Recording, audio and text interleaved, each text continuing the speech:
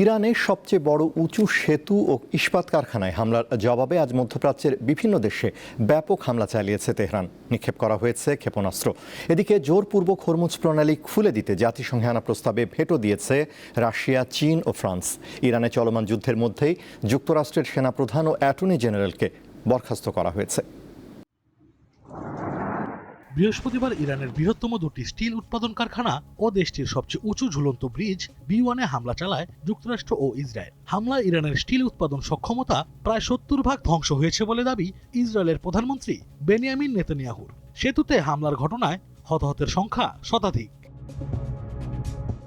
হামলার প্রতিশোধ নিতে শুক্রবার সংযুক্ত আরব আমিরাত ও বাহরাইনে অবস্থিত মার্কিন স্টিল কারখানায় হামলা চালিয়েছে ইরান। দুবাইয়ে মার্কিন প্রযুক্তি প্রতিষ্ঠান ওরাকলের ডেটা সেন্টারেও হামলার দাবি IRGCর। এছাড়া হামলা চালানো হয়েছে ইসরায়েলের রাফায়েল অস্ত্র উৎপাদন কারখানায়। আরব আমিরাতের হাবশান গ্যাস ক্ষেত্রেও অগ্নিকাণ্ডের ঘটনা ঘটেছে।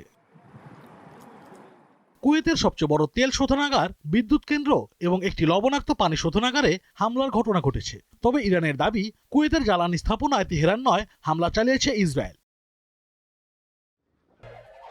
আগের মতোই clean. Berger easy clean fresh, দেয়ালে দাগ থাকবে না, রাখবে সুরভিত। সেতুতে হামলার প্রতিশোধ নিতে উপসাগরীয় দেশের 8টি প্রধান সেতুর হিটলিস্ট প্রকাশ করেছে ইরান। পারস্য উপসাগরের কাশেম দ্বীপের কাছে যুক্তরাষ্ট্রের F-35 যুদ্ধবিমান ভূপাতিত করার দাবি করেছে IRGC। শুক্রবার ইয়েমেন থেকেও ইসরায়েলে ক্ষেপণাস্ত্র ছোড়া হয়।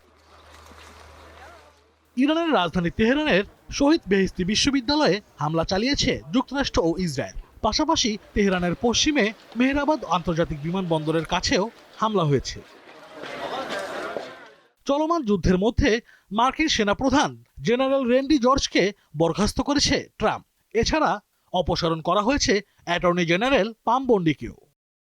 এদিকে জোরপূর্বক হরমুজ প্রণালী খুলতে সামরিক পদক্ষেপের অনুমোদন চেয়ে জাতিসংঘের নিরাপত্তা পরিষদে আনা প্রস্তাব আটকে দিয়েছে রাশিয়া, চীন ও ফ্রান্স। গত এক মাস হরমুজ প্রণালী বন্ধ থাকায় পারস্য উপসাগরে অন্তত 2000-এর বেশি বাণিজ্যিক জাহাজ আটকে পড়েছে, যার মধ্যে 320টির বেশি জ্বালানিবাহী ট্যাঙ্কার। আশরাফ শুভ, দীপ্ত, বার্তা কক্ষ।